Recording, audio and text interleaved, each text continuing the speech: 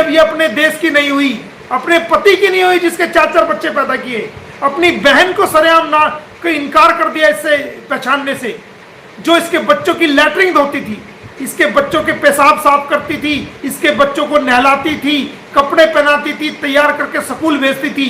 जब ये 10 दिन नेपाल में अय्याशी करने आई हुई थी सचिन के साथ, तो 10 झूठ बोल के कि मैं जा रही हूं, उस वक्त ये बच्चों को अपनी बहन के पास छोड़ के आई थी।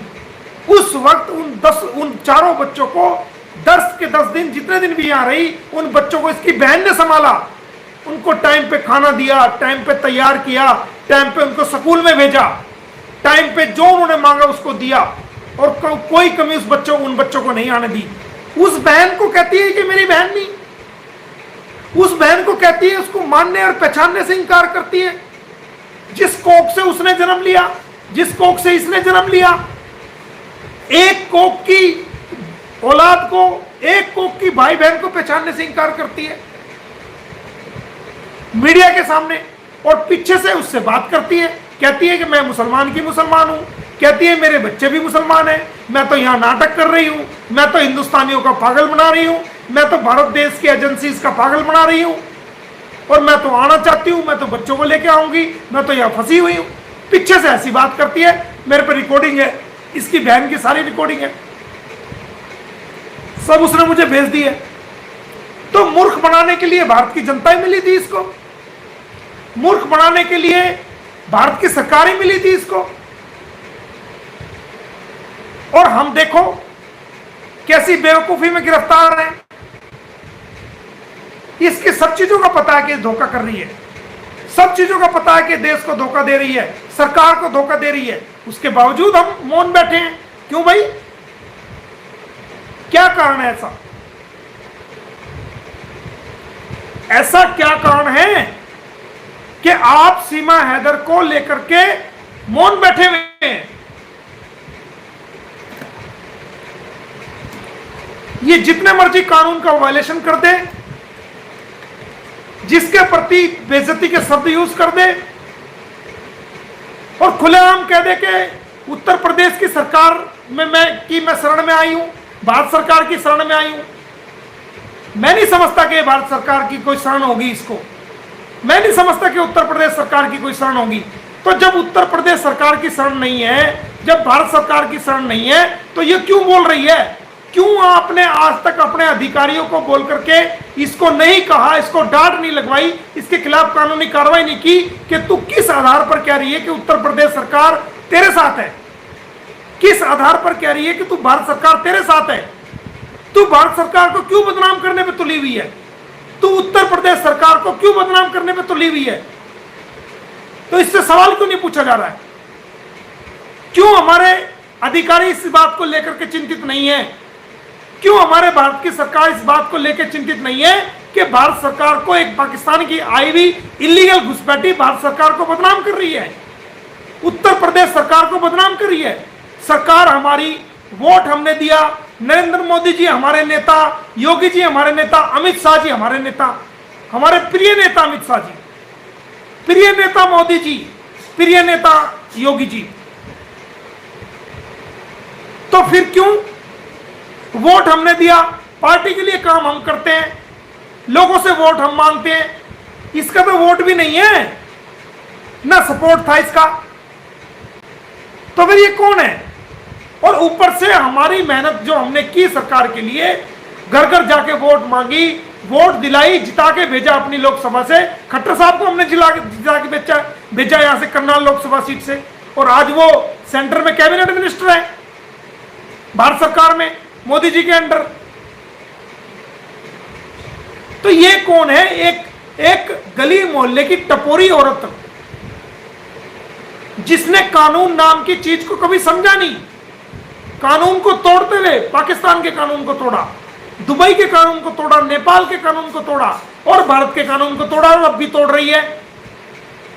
और आप हाथ पे हाथ रखे हुए इसको देख रहे हैं। क्यों? क्यों इसकी जांच में डिले हो रही है?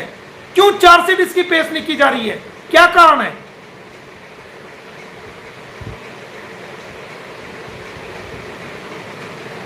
हम जाएंगे जल्दी हाईकोर्ट, और इस उत्तर प्रदेश से इस केस को हरियाणा में लेके आएंगे।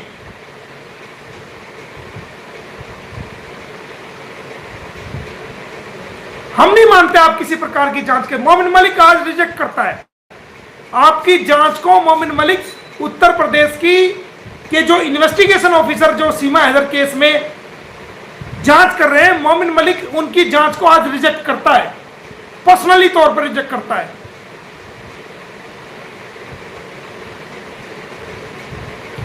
यही मामला अगर हरियाणा में दर्ज हुआ होता, 2 महीने के अंदर इसका चालान कोर्ट में चला जाता और अब तक ट्रायल चल के इसको सजा भी हो जाती। लेकिन 1 साल से ऊपर हो गया, कोई चालान पेश नहीं किया जा रहा, कोई इसको पूछने वाला नहीं है। घर से निकल के जब मर्जी चल देती है। जबकि जो व्यक्ति पाकिस्तान के जो व्यक्ति भारत में वीजा लेके आते हैं, अगर वो एक स्थान से दूसरे स्थान पर जाते हैं तो हर जिले के अंदर पुलिस डिपार्टमेंट में FRO ऑफिस होता है। FRO, foreign registration officer office, जहां पर कोई भी पाकिस्तानी एक स्थान से दूसरे स्थान पर जाएगा तो उसकी एंट्री करके जाएगा। मेरे पास भी दुनिया भर के पाकिस्तानी आते हैं, रहे भी है मेरे पास, और आते हैं चले जाते हैं, अपने उनके केस चले हुए हैं। तो वो जहां से जहां तक जाते हैं तो मैं खुद जाकर के उनकी एंट्री करवाता था। अगर पानीपत से दिल्ली जाना है, दिल्ली से सोनीपत आना है, सोनीपत से पानीपत जाना है, या चंडीगढ़ जाना है, FRO ऑफिस में जो SSP के अंदर FRO ऑफिस होता है वहां उनकी एंट्री होती है। इसी प्रकार जब हम पाकिस्तान जाते हैं तो भारतीय लोगों की जिस जिले में जाएगा उसी FRO में उसकी एंट्री होगी। कहीं भी जाएगा वो लिख के जाएगा कि मैं यहां से वहां जा रहा हूं, और वो वही जा सकता है जहां उसका वीजा होता है।